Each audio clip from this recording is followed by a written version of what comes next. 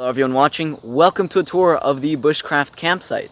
This is a project that me and a couple of friends have been working on for about a year now, actually since last summer. Only though, as of now, have I decided to bring it to YouTube. I'll upload this quick tour of pretty much everything we have as of now, and if you guys like it, I'll be more than happy to post process footage, maybe create a few different series, and things like that. So this bushcraft campsite is located on 5 acres of very diverse land. It's a tight space with lots of different biomes, including meadows, fields, ponds, watersheds, all of that. So in terms of resources, we've got a bunch here.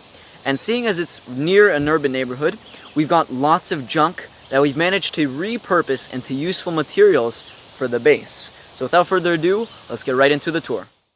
The first things that we have is the storage house, also called the Viking house. This is one of the first houses that me and the team have built, and it's definitely one of the more interesting ones. So a bit on the construction of it, it's made pretty much with posts all around. At the very edges, the posts come up to about hip high, and in the middle, they pretty much come to about 6 feet. So it's pretty comfortable. You can go inside, you can walk pretty much standing at the very middle and then crouch down on the sides. However, that's not the main purpose of the house. We mainly use it for storage. Anything that we want to protect from the rain or insects, we just toss right into there. A few features of the storage house is its wattle walls. We were initially thinking of doing a wattle and daub design, however this is pretty much a meadow with sand as the main substrate of the soil, so we don't have lots of clay lying around. So instead we've decided to settle on wattle walls for now, and later on maybe put branches in between. We also want to add a camouflage tarp on the top. We're hoping to DIY that, so if you guys have any ideas, feel free to write them down in the comments. So that's about it for the storage house. Let's move on to the next area. The next thing on our stop is the gathering area. So right now we don't have too much set up. We've only got the campfire and the bench. However, later on we do want to add in a bit of expansion, put in a kitchen, and maybe get even a couple more benches going. So the main function of this area is to act as a gathering place. Whenever we finish something with the team, we like to celebrate it over here.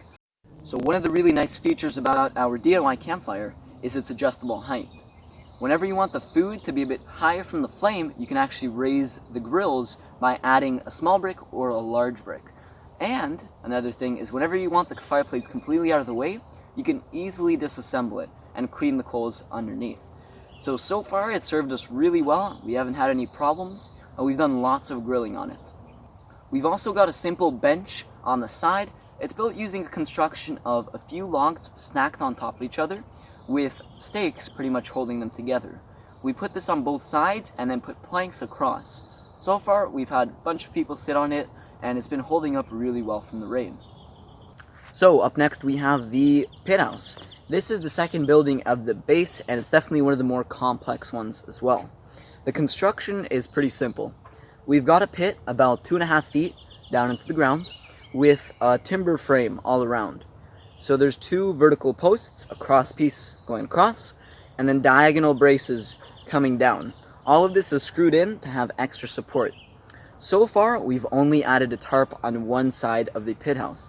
However, once we're done the inside, we're going to put on the other side as well. So a couple of features inside the pit house.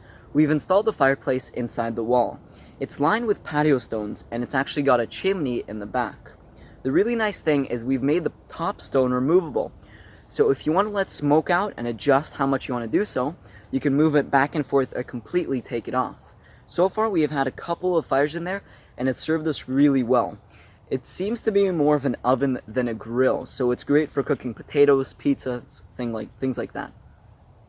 So another thing inside the pit house is the L shape of benches that we've established right by the fireplace. This is a really nice addition, as whenever we have guests over, which is usually a couple people, we like to gather around in the pit house. It makes a really cozy effect, especially in the evening. Overall, the construction isn't too complex. We've put in a couple of posts, half-notched these for extra support, added in a couple of braces on the bottom, and then just screwed all the planks on top. Again, all these planks were salvaged from an abandoned shed, so we didn't have to buy anything. One of the next additions inside the pit house is our table. Now, we've used this for a ton of things. Whether it's marinating food, writing things, drying out plans, we found lots of uses for the table. The construction is pretty much the exact same as the bench, however, we've raised it just a bit, so that way it's a bit easier to access. We also want to put in a stool, that way we can actually sit at the table. We've also got a shelf in construction, which is on the other side of the pit house. We plan on adding in a couple of levels. So far we just have the post in and the cross piece in. If you guys have any ideas for this, feel free to let me know and I'll be happy to try and implement them in. A really interesting feature that we've implemented on the tarp is the grapevines. So there happen to be a couple of grapevines growing nearby, so we decided to attach them to the tarp, which kind of acts like a trellis for them. So the idea behind the design is, during the summer when the grape leaves leaf out, they're going to provide shade against the sun, as it is a transparent tarp. However, in the winter, the leaves will die out, and this will allow light in, which will pretty much heat up the building. So in the summer, it won't become a greenhouse, and in the winter, it will become one, which is the exact thing that we want. So one of the next areas of the base is the gym, and this is definitely the most beloved.